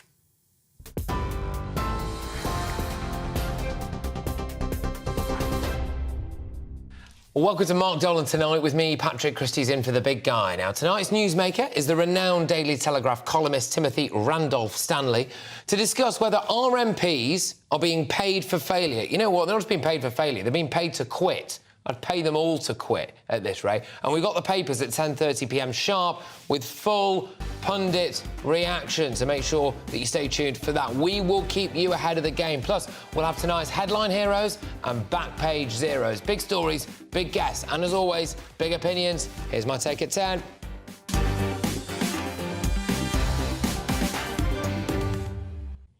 I am convinced that we are living in a time of extreme tyranny. There is an increasing gulf between what our politicians want to do and what our public wants them to do. And they know this. They know this is true, but they keep doing it anyway. That is why they deliberately try to demonise people who oppose them. Look at what happens with ULEZ now, and another very expensive, oppressive bit of the green agenda. Firstly, what they'll do is they'll take misleading opinion polls. So they'll ask questions like, do you care about the climate? Or do you think clean air is good? And then when most people say yes, because we're not idiots, they use that as total justification for all of their policies. But when people are asked things like, do you want to pay for a new car, or can you afford a new boiler, the answers are very different. But that gets conveniently ignored. They'll say that they've done a public consultation, but then it emerges that they've already bought all the equipment that they need to enact the policy, so the public consultation never mattered. Then they'll go after the reputation of the people who still oppose them. They'll say that they're bigots, that they're conspiracy theorists, that they're also aligned to obscure wrong-uns. That's the attempt to silence them. They'll try to rig scientific data to support their views by paying for it and only using selective little bits of it. On some things, like gender issues, for example, they know that the vast, overwhelming majority of people believe in just two genders. So they'll try and get the kids on board by indoctrinating them at school. Sometimes they'll just blatantly lie to you and rely on people thinking that the opposition party is going to be worse, like on immigration.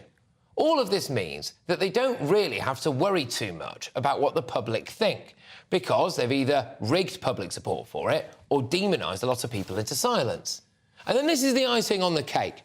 On the rare occasion where the public might get a chance to vote on something directly, like, oh, I don't know, a referendum, they'll either try to overturn it or water it down or make such a mess of it that they hope that people change their minds and end up doing what they were supposed to do in the first place. But the cherry on top of the icing, on top of the cake, is this. On the rare occasion that the public gets a chance to vote them out of office, or they quit before they get voted out, so they can lie to themselves and claim that nobody ever actually unelected them, they get a taxpayer-funded payoff to cushion the blow. That's what's happening right now. £17,300 they get if they quit or we vote them out. Every single stage of this, at every single stage of it, the public is completely disenfranchised by a small group of political leaders, and that, in my book, is tyranny.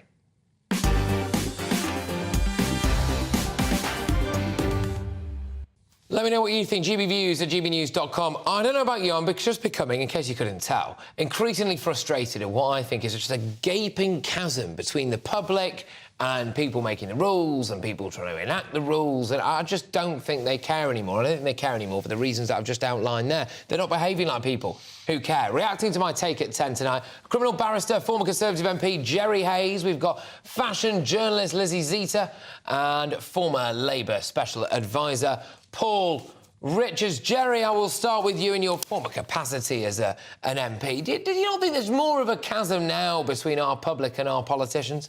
No, I don't. I think there's a chasm between the executive, in other words, the government, and actually MPs.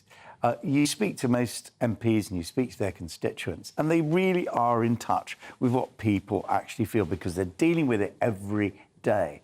The executive seems to be completely out of touch for every government. Look at post office submaster, the post office people who have lost so much money. Why aren't they being paid out? Well, look about the people who've been tainted with blood. Why haven't they been paid out? These are the sort of things that the government should be dealing with. Politicians, generally, I think they're fairly in touch. Government, not.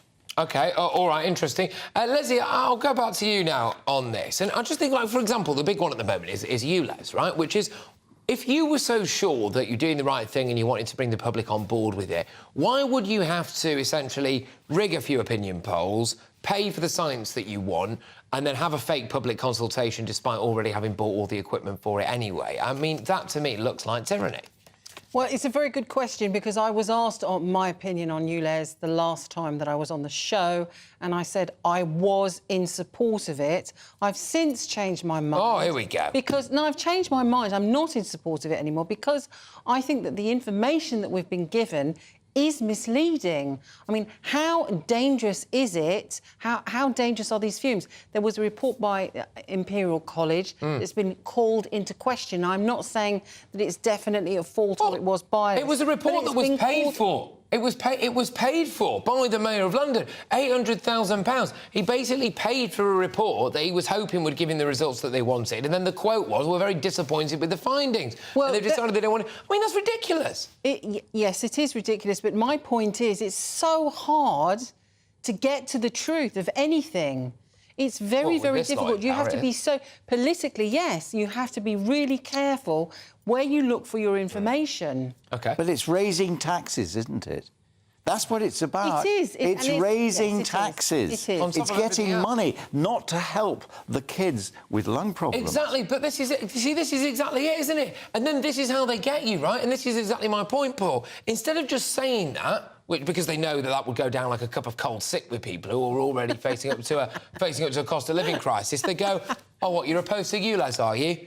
So you want kids to die?" You know, why do they do this stuff? It's tyranny, Paul. It's not tyranny, and we know that hospital admissions of kids going in with asthma and bronchitis are increasing. We know the air is filthy, and we know that it's vehicles causing it. So the question then is, what do you do to fix it? Now, if ULEZ is a policy that needs finessing or changing, or the calibration is wrong, then you change it. But you don't just get rid of it completely and go back to the smog-filled streets of London we had a few years ago. You know, you clean up the air and you devise a policy that works. Well, can we start with public transport? The buses are filthy. You know, they should all be electric. In other cities, I know that they're just about to, I think it's something like 300 million they want to pump into Britain to make the buses electric. But this should have been done a long time ago. 4,000 people die of asthma because of the dirty air, so every year. So that's really bad. We do have to clean up the air. But it's just that, who do you believe? Which reports do you believe? Well, no, but it's not the actual... If you look hard enough, the actual truth is in there. So, like, this amount of years that they say it's going to... The amount of lives that it costs every single year, right? The way that they ended up calculating that was because they looked at the amount of hours per life that it actually took off. And then when you extrapolate that data over an entire population, you can then say that around 4,000 people a year will die. But it's not the reality of the situation. It might knock anything between a day and 3 days off your life. What were you planning in doing in those 3 days? If you smoke, or you drink, or you enjoy a kebab, or you do anything else, like dangerous sports, for example, there's every chance that that's going to kill you before you go and inhale something out of a car exhaust. But, Jerry, I've got to ask as well, you know, what about this stuff with... They know that people, by and large, think that there are just two genders, for example, and they can't get people round on that. So what do? They indoctrinate the kids. I don't know about indoctrinate the kids. I'm just rather concerned. I mean, I just have a very simple principle, that people who have penises, who have male genitalia, shouldn't be allowed into female lavatories. They shouldn't be in charge. They shouldn't go to the rooms which women should be protected. It's not terribly difficult. Well, now, it is. If you want to identify as a woman or a man, I really don't care. But don't, if you're a guy with a penis, expect, because you're identifying as a woman, to go into female prison. It's just stupid. If you were still a Labour advisor, what would you be telling Keir Starmer about that then? Well, I'd look at the legal situation and protect the minorities and make sure that women are also, their hard-won rights are also protected. And there's a perfectly reasonable way to create law that protects all people. And what we need to get away from is the kind of very virulent and unpleasant debate around this, which is so toxic and does nobody any favours at all. I would argue, Paul, that the most unpleasant thing is children being deeply confused. And I think that people who want to write books or they call it educational material that teaches people not much older than toddlers about anal sex are actually probably deeply unwell themselves. But Patrick, I mean, I agree with you on this, but it's not just children who'll be confused. It's politicians who are confused. You know, we have this great argument, can a woman have a penis? And people are thinking about it. People are debating. It's ridiculous. It is ridiculous and wrong. But this is my argument then, Paul. You know, why aren't you know, your bloke, Keir Starmer, he's been very squiffy on all of this, and it comes from politicians, doesn't it? Politicians are asked on it. They're supposed to lead the way. They know, don't they, what the vast majority of people think, but they haven't got, for want of a better phrase, the balls to do it, and so they lie to us about how they really think. It's another lie from our politicians. We are lied to about everything.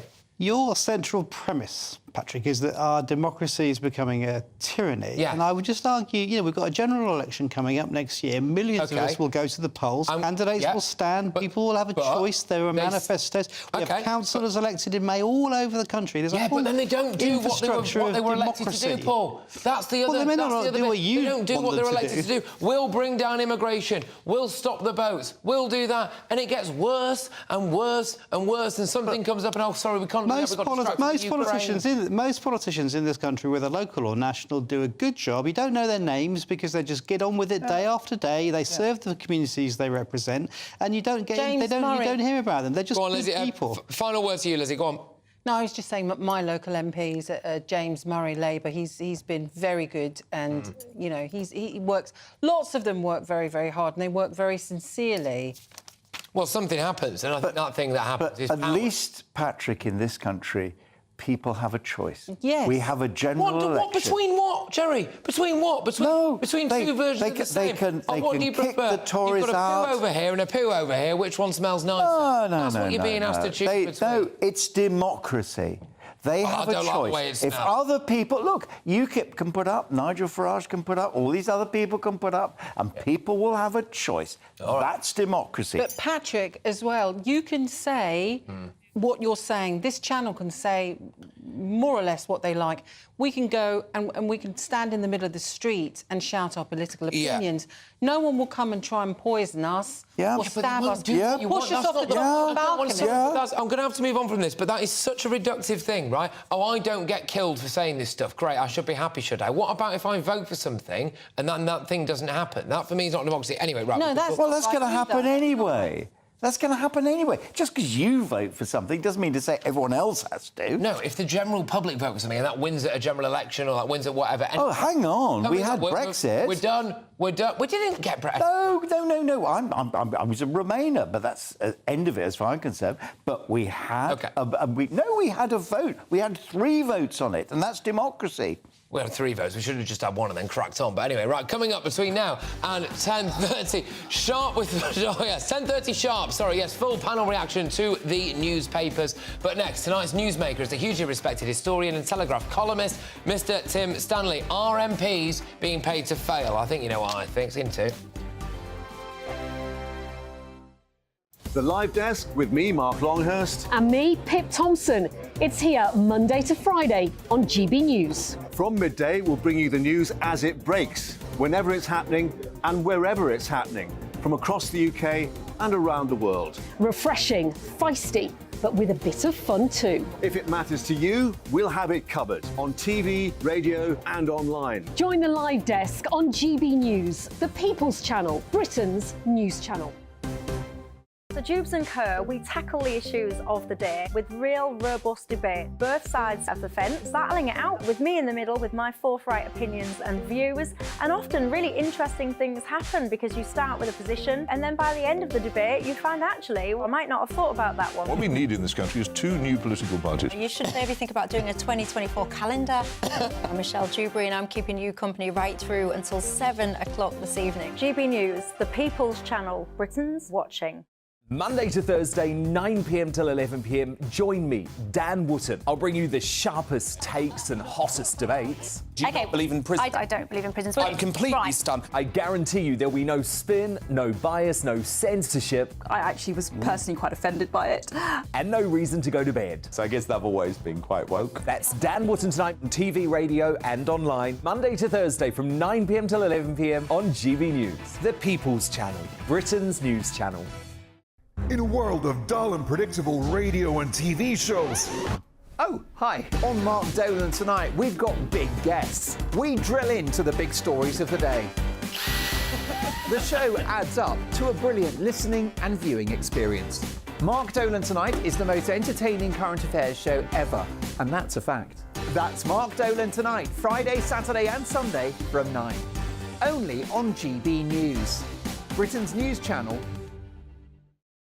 Like all families, we have arguments every now and then, but actually we agree on what the mission of GB News is, and that's the most fundamentally important thing. GB News provides the kind of platform that lets all voices be heard. We don't hold back. We're free to say what we really think. Just because some people who live in a tiny little Westminster bubble think that their particular story is important, that's not the most important story for me. And often there will be difficult stories, stories that you won't find on the establishment media. Because what people think in the north of England may be very different to what they're thinking in the home counties. We're going to carry on telling the world what life is really like for households up and down the UK. We love to be in your car, in your kitchen as you're having your breakfast. Whatever you're doing, you are part of the show. If it matters to you, it matters to us. Britain's watching. Britain's watching. Britain's watching. We're proud to be GB News, The People's Channel. Britain's news channel.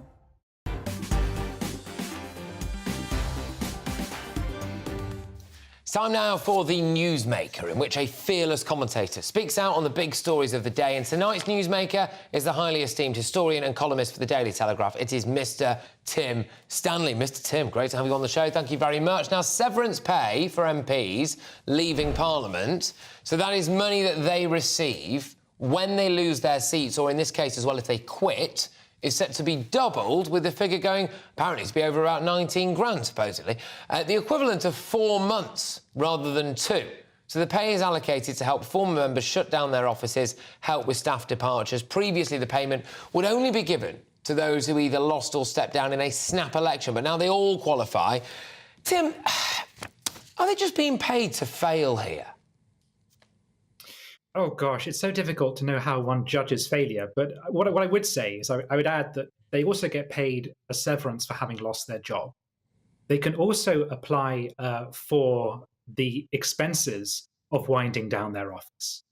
And, of course, they're also paid £86,000, which is well above the average salary, which has historically typically been the case. Until 1911, MPs were not paid.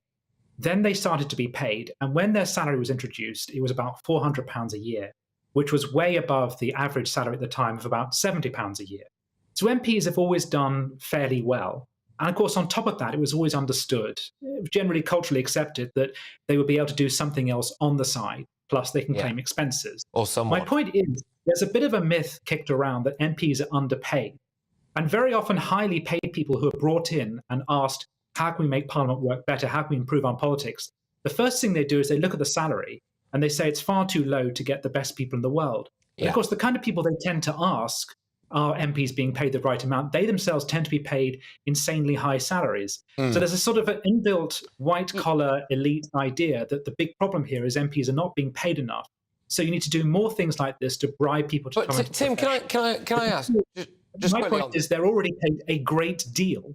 And they don't need any more. Absolutely. And as well, if they quit way in advance, like loads of MPs, and also, you know, whether or not some have officially announced it, I've spoken to quite a few recently who are also stepping down, so that figure's going to rise. There's one man who's got an incredible amount of integrity, who I won't name on this, but he knows he's going to lose his seat, but he's actually staying because he doesn't believe in handing over failure. So he's going to take the loss and then crack on. But...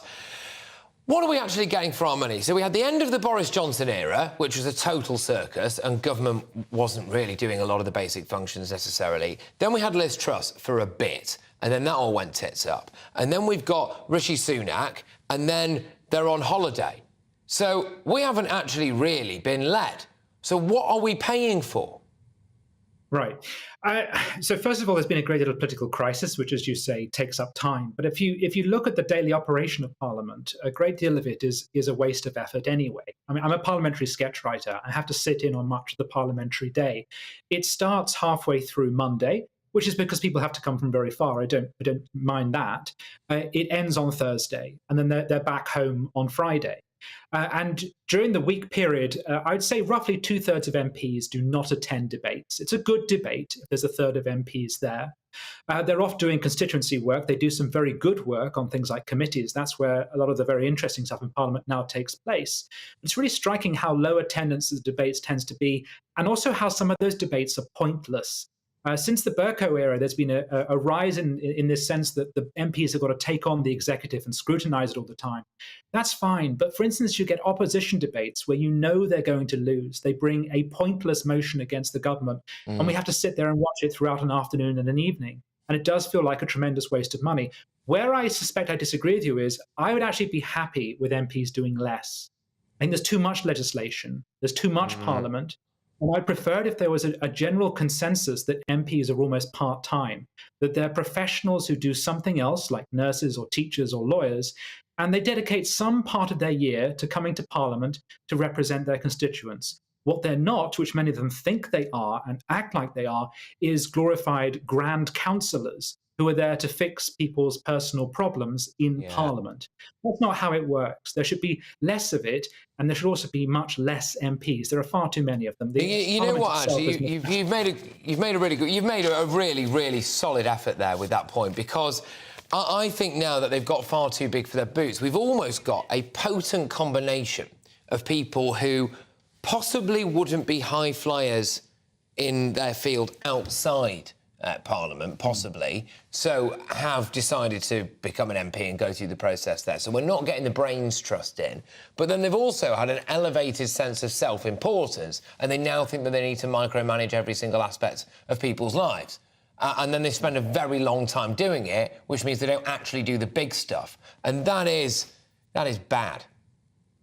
Plus, there's been a culture change. There's been a switch towards an American-style sense that you've got to represent your local area. You must be local, must represent your local area, and you must bother yourself with things like dog muck and bin collections. Actually, that's not what Parliament's there for at all. But really, the most recent cohort of people elected see themselves as local champions. And again, that attracts a certain kind of person, very good, nice people, but people who are focused on the local rather than national. And many of them don't necessarily grasp the national issues. And that's one of the things that helped to bring down Boris Johnson, was that there was a significant number of Tory MPs who just didn't have experience and didn't have a kind of perspective to rally around the leader and suffer the slings and arrows of politics. Yeah, absolutely ridiculous. Right, we're a bit pressed for time. I'm just going to ask you very quickly, is ULEZ one of the great cons of our time? I don't know about that. I think there's a fundamentally good principle here, which is trying to phase out old cars and encourage people to use cars which are going to reduce air pollution.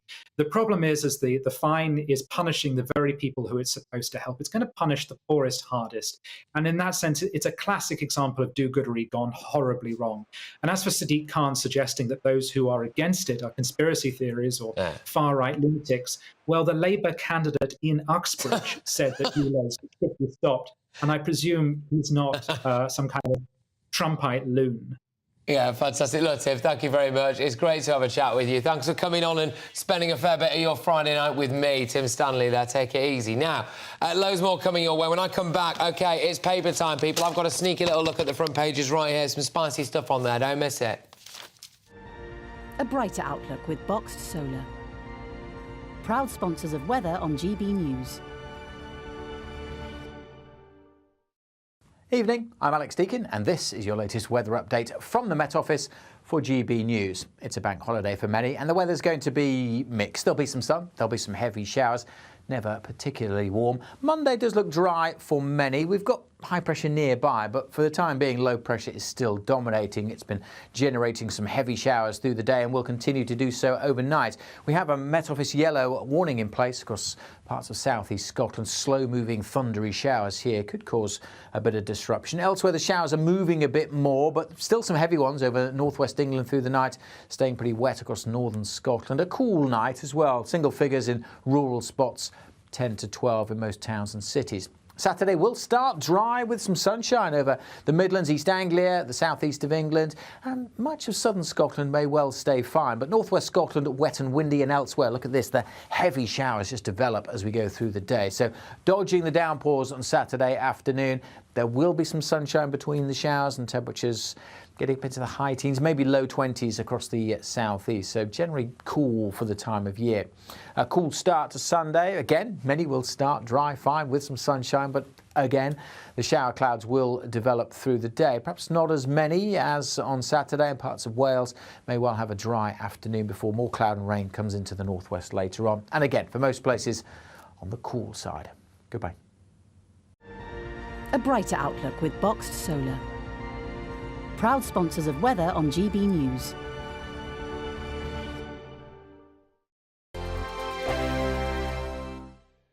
Monday to Thursday nights on GB News. At 6, it's Dubes & Co. 7 o'clock, Farage. At 8, join Jacob Rees-Mogg. And at 9, Dan Wootton Tonight, followed by Headliners. On TV, radio and online. This is GB News. Now then, it's Lee Anderson here. Join me on GB News on my show, The Real World, every Friday at 7 p.m. I'm not eating bloody cat. Are you Delicious. mental? Open your mouth. OK, here comes a train. Reminds me of the scene in Singing in the Rain. Adam, is that a good one? Whoa! Join me at 7 on GB News, Britain's news channel. Join me, Camilla Tominey, on Sunday mornings from 9:30, taking the politicians to task and breaking out of SW1 to see how their decisions are affecting you across the UK. Bursting the Westminster bubble every Sunday morning, only on GB News, the People's Channel. Britain's watching. Join us every night on GB News at 11 p.m. for Headliners, which is 3 top comedians going through the next day's news stories, which is exactly what you need, because when the establishment has gone crazy, you need some craziness to make sense of it. So join us 11 p.m. every night on GB News, the People's Channel, Britain's news channel. I'm Andrew Doyle. Join me at 7 o'clock every Sunday night for Free Speech Nation, the show where I tackle the week's biggest stories in politics and current affairs with the help of my 2 comedian panellists and a variety of special guests. Free Speech Nation, Sunday nights from 7 on GB News, the People's Channel, Britain's news channel. Every Sunday from 11, join Michael Portillo. There will be topical discussion, looking at the week before and the week to come. So kick back and relax at 11 a.m. on Sundays on GB News with me, Michael Portillo. GB News, the People's Channel, Britain's news channel. I joined GB News because I was sick and tired of not hearing my views being represented, not just mine, but so many people that I knew and spoke to. I just couldn't get my voice out there. I couldn't say anything. I couldn't do anything. Whatever the narrative was, I kind of had to follow it. GB News is there to provide a voice for those who have been ignored by the establishment media. We think different things. We've got a different style. GB News is here to be optimistic and positive about the future. It's real kind of dynamic and flowing, with the audience very much at the heart of it, like a big family. Here at GB News, we talk about the things that matter to you. Hearing the voices from right across our towns and cities, especially our towns. All sides of the argument represented with a heavy dose of opinion. We're on a mission here to make a difference. And the GB News family really is here for you, and whatever time of day you can watch or listen. Britain's watching. Britain's watching. We're proud to be GB News, the People's Channel, Britain's news channel.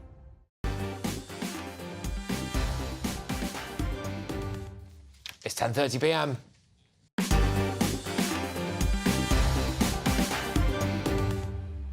Oh yes, so a time for a look at tomorrow morning's newspapers hot off the press. We are going in first with the Eye, are we? Yes, we are. So the Eye goes with Russian general in Salisbury poisoning plot under suspicion after Putin critic's death. I'll just read a little bit more of the blurb for you. Russian intelligence chief who leads Putin's foreign operations unit is being discussed as a suspect in the downing of the Wagner boss's jet. They've also got Spain in turmoil over the Football World Cup kiss, and Labour heads for landslide as Starmer locks in election lead. That's the Eye. We'll return to that one, as you can imagine. The Daily Mail, cracker of a front page. Oh no, we're going independent first. Apologies. A sick joke, they say. NHS bosses accused of protecting killer nurse Lucy Letby were later appointed to investigate whistleblower warnings. Now doctors call it a sick joke. It's more of the Letby stuff. I think Stevie Wonder can see that there was some kind of horrific cover-up taking place here, and we'll delve into that. They also go on Trump on the front page. That's the mugshot chat. Again, we will return to that. Now, finally, I believe I can actually go to the Daily Mail. Good stuff. And it is a corker of a front page on the Daily Mail. As Jerry Hayes was saying, it's got it all for the male readers. This front page will fly. Why? Because it's got killed in his home by gang of dog nappers. A father was killed after dog nappers targeted his Labradoodle in a terrifying daylight burglary. It's got the word killed in it. It's got dogs in it. That, my friends, will sell. The Daily Mirror. Big fat lies. Now, did Donald Trump lie about his weight? Yes. Yeah, OK. All right, I wasn't asking you yet, but we know the answer. We know the answer. Donald Trump lied about his weight. There we go, when he was weighted. Can I just say, body shaming much, fat shaming much? Would you do that if it was a woman? What have I got now? The Times, or on the Times? Look, they've also got Trump, and then actually, I don't know whether they've done this deliberately or not, but next to it, they've got weight loss drugs. Weight loss drugs. Yeah. Hold key to heart failure cure. There's also Rory Stewart. Remember him? In a kilt, of course he is. What's he got that round his crotch? Well, frankly, it's knowing a him, big sporran, isn't it? Knowing him, it could be anything. Yeah. Boris is a complete disgrace, a very bad person, says Rory. And there's also Davina McCall says, my divorce, addiction and dating over 50. I don't think, to be honest, I can't be bothered to talk about that. Let's go in with... Let's have a little look, shall we? Can I go in with the Daily Mail, actually? A controversial choice, but we've covered a lot of the other topics today, and I want to talk about this. So a father of three was found dead after he was targeted in a bid to steal his £1,000 designer Labradoodle, killed in his own home by a gang of dog nappers. I think this tells us a couple of different things. The breakdown in law and order and also the use of excessive violence in the home. Jerry, no? I don't know about breakdown in law and order, and also we have to, despite being cynical as we all are, someone's died. As a result of this. Absolutely. But that's what I'm saying. Someone has had his... Well, it's not a breakdown in law and order. You can't blame the police. People willing to kill a man over a Labradoodle. Oh, yeah, but no, several of them, which are worth an awful lot of money. That's really, really, really scary that they're prepared to do it. But, of course, that technically is a burglary. And the big story would be, do police go round and deal with burglaries? This is what I was saying. Or do you send an email? Send an email. Spend an hour and a half on the phone and they'll see you in a couple of weeks' time. It's a murder, they'll go round. But if someone rang up and said, oh, someone's trying to get rid of my Labradoodles, they wouldn't bother. They wouldn't bother. All right, look, go on, unless you've got some strong views on this, Paul. It's horrific, and the family are grieving. I think we just move on from there, really. Yeah? All right, fair enough. OK, well, thanks for turning up. Right, OK, so we'll go to The Independent now. A sick joke. NHS bosses accused of protecting killer nurse Lucy Letby were appointed to investigate whistleblower warnings. Now doctors call it a sick joke. So I'm just going to continue to read a little bit more of this, bit of context, and we'll have a chat about it. I know there'll be strong views. NHS bosses accused of ignoring complaints about serial killer nurse Lucy Letby were the very same people later appointed to investigate the whistleblower's concerns. And, you know, this is, dare I say it, Paul, I'll go to you, another example of the NHS investigating itself, maybe prioritising reputation over finding out whether or not babies were being killed. I think there's a systemic problem here, which is the whistleblowers were not listened to. They found themselves in a situation where they were the problem somehow for pointing their suspicions out, and the bureaucracy utterly failed. I think there's definitely a case for a judge-led inquiry now, and I think also some arguments around whether managers should be put on the same footing as as clinicians with a proper regulatory body. They should be regulated. They should be regulated. But that's the argument. But what should be on the front pages? Chambers, who was the man who said this woman should be given an apology, and he was the chief executive. Yeah. Oh, what happened to him? £80,000 payoff. Yeah. Hello. Yeah. And this seven consultant doctors, paediatricians said there's something wrong. We need to look at this. They weren't listened to. They were not listened to. No. They were. I was just wondering if there was a little bit of wokeism in there as well, because she's a woman, and let's not. Look, maybe. I tell you what. Look, I tell you what I think. Listen. I tell you what I think it is. Really, genuinely, I think first and foremost, we've had numerous different baby death scandals in this country. The standard of our maternity care is shocking, and there's numerous different reasons for all that. So I think first and foremost, they didn't want that to get out, and they've gone about it in a really cack-handed way. And now, I mean, boy, has it got out. You know, it's got out big time, and that will roll. The other thing is that because of the length of time between arrest and conviction, a lot of people, as I think you might have been alluding to, have been able to sort themselves out. So they've retired, got a payoff, moved on. They're nowhere near it now. They might still get pulled back into it. They're nowhere near it. All being paid off. Can I just ask the question? With these 7 doctors who were extremely concerned, why did they not go to the police? Why did they not phone the police and say, "What? I know there's certain procedures." I can tell you. But please tell me. Because Chambers said to them, if you continue with this, there will be consequences.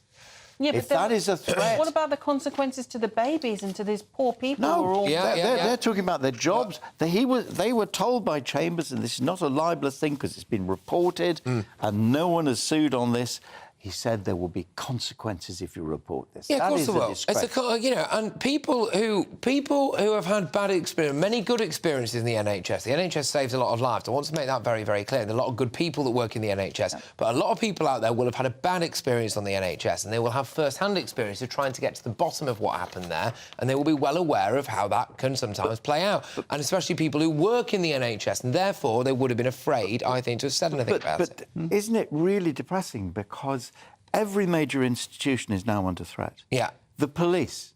There is corruption in the police. Yeah, all sorts of or whatever. The politicians. They don't believe the politicians. And a nurse. I mean, I've had grandchildren in intensive care. You think, gosh, you're going to trust these people. Okay. Who do people trust anymore? Can I just move us on? Look, I'm going to go back to the... I mean, it's on the front of the eye as well as the Russia stuff, OK? So it's on the front of the eye. There's a bit of it on the top of the Mail. Interesting, so Boris Johnson's column this week in the Mail appears to be on Prigozhin's death. It's proof that we must never do a deal with Putin. What the Eye have got is, I'll remind us, Russian general in Salisbury poisoning plot under suspicion after Putin critic's death. So, really, well, you kind of get everything you need to know there, don't you, really? This guy who supposedly was responsible for Novichoking the living heck out of Salisbury may, shock horror, have also killed Prigozhin. I mean, there you go. Yeah. Look, what's your overall take on this, Paul? Do you think that, you know... I mean, this is almost definitely state-sponsored murder. What does this mean about Russia, Putin, Ukraine going forward? Well, it forces the argument around victory for the Ukrainians, doesn't it? I mean, that's the most important thing that can happen, is the Ukrainians win, and the West should start backing them to the hills, because Putin is plainly out of control. He is a gangster and a murderer and a semi-fascist, and he's going to carry on knocking out his opponents and you know, doing this kind of state-sponsored assassination. You want to be careful, we'll be after you next. Well, I've been an outspoken person on Russia over many years, but sit next to a window, Paul. Or get on a plane. Don't have any code venom. There can be no negotiations. There can be no peace treaty. They've got to be defeated. Right. Simple as that. Absolutely true. Every word, I couldn't agree with it more. My background, my father fought the communists in '56. They are not to be trusted. Every word that comes out, he's a thug. He's not even a politician. He comes from the KGB. His whole background is about lies. Everything that he contradicts himself the whole time. The Ukraine has to win because otherwise we've got this maniac on the loose in Europe. We say all this. Go on, Jerry. We say all this stuff, and I want to believe it. But is there going to be some squalid deal? Because Germany and the rest of Europe need their supply them. You know, and we must. The only thing I'll give credit to Boris Johnson is that he said no. We must be firm on this. But of course, Trump is not a supporter of what's Trump's happening not in a Ukraine. supporter. I mean, it's fair to say that the opinions in the Republican Party are limited. I thought Vivek Ramaswamy made an interesting point. I don't necessarily agree with it, but it's an interesting point, which is that if we arm Ukraine to the teeth and then something happens to Zelensky and you end up in a dangerous situation where you've got some kind of despot or tyrant over there, then could the situation get any worse? It's all hypothetical, of course it is, but yes, on the front of the eye, they reckon that the bloke that Novichok the living heck out of Salisbury might have also blown up Prigozhin. Oh, God. Who would have... Yeah, not that we'll ever... But the point is, you know what this should say on the front of the eye, right? We'll never flipping know, OK? We'll never know. Anyway, I've got more of the papers coming your way. There's some more interesting stuff in there. I've got the Express, I've got the Telegraph, I've got the Daily Star. Love a bit of the Daily Star. Plus, tonight's headline heroes and back page zeros. I want to know your GB views at gbnews.com. I'll see you in a couple of minutes. What you get for breakfast is something that, if we do our jobs right, you will wake up to news that you didn't know the night before. It's a conversation. It's not just me and Eamon. We want to get to know you, and we want you to get to know us. From 6, it's Breakfast with Eamon and Isabel. Monday to Thursdays on GB News. Britain's news channel. Westminster is going around in ever-decreasing circles, followed by the media. Britain is broken. How on earth did we get into this mess? But more importantly, how do we get out of it? Join me at 7 p.m, Monday to Thursdays on Farage, here on GB News. We will have open, rational debate. We've got to work out how Britain moves forward from this. Join us here on GB News, the People's Channel. Britain is watching.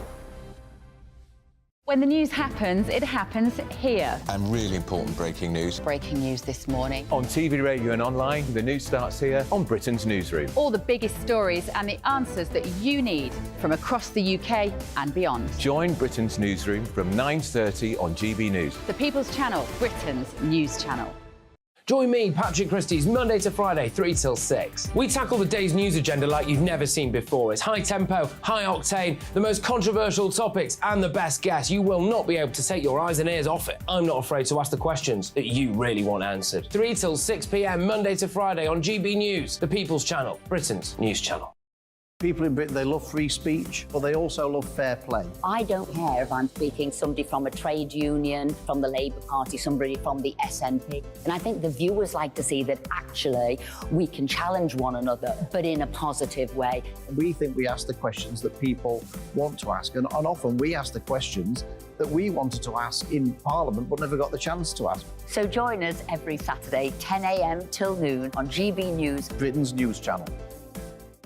It's all about family, being in people's living rooms, all the interaction and getting to know who our viewers and listeners are. When I was young, my dad used to say, no, stop arguing. I wanted an outlet that would enable me to give my opinion. People are going through a really hard time right now, and I know that you don't feel like you're being listened to by the establishment. I came to GB News because it's the People's Channel, and I want the audience to have their say on the events of the day. We're dynamic. We do something different. Democracy shows that the wisdom of the nation is in its people. I get to travel to find out what the story is from a personal perspective. The British people aren't fools. We know when we're not being told the full story. We've got to work out how Britain moves forward from this. It's the best country in the world. The establishment had their chance. Now we're here to represent your views. Britain's watching. Britain's watching. Britain's watching. We're proud to be GB News, The People's Channel, Britain's news channel.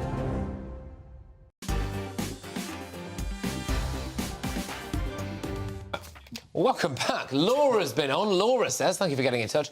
The guy just on with you made total sense with his thoughts on Parliament. Where is Guy Fawkes when you need him most? All right, Laura, just pour yourself another drink and it'll be all right. Have another vat of wine. Yes. Barry says, why can't Sunak get a backbone and just return a boat? Wait for the flag to start, then return another and see what the reaction for the French is. I really love the fact that you've all been on the source. This is what we're talking about. Yes. Richard says, are the MPs going to insist that staff at Wilkinson's get 4 months' pay to give them time to adjust? Wait, we never know. Right, we're back to the front pages. We're on the Daily Telegraph. We've got Letby may have killed our babies too. We started with the Daily Express for some reason, so I will start with that. There we go. Murdered in his own home by dog nappers. We've done that. That's it's the Labradoodle stuff. Also, Trump's mugshot. And he lied about his Now weight. we're going to go to... Is it the Start? No, the Telegraph. There we go. We got there in the end. Letby may have killed our babies too. Right, OK. We're going to be seeing, I think, a few of these stories, frankly, in the coming weeks. Also, Trump bid on the British Museum director quitting after somehow about 2,000 artefacts. 2,000 artefacts they have just gone. got up and walked out. I mean, How does that happen? Well, it nullifies the discussion does about it happen? whether or not we should give the Elgin marbles back. They could have just come and taken them, couldn't they? But weight loss jabs again, we'll go back to that. And the Daily Star is also Trump again. What a mug, they say. Donald Grump, man-baby sulks in jail. And then they've got a picture of Maya Jammer's boobs.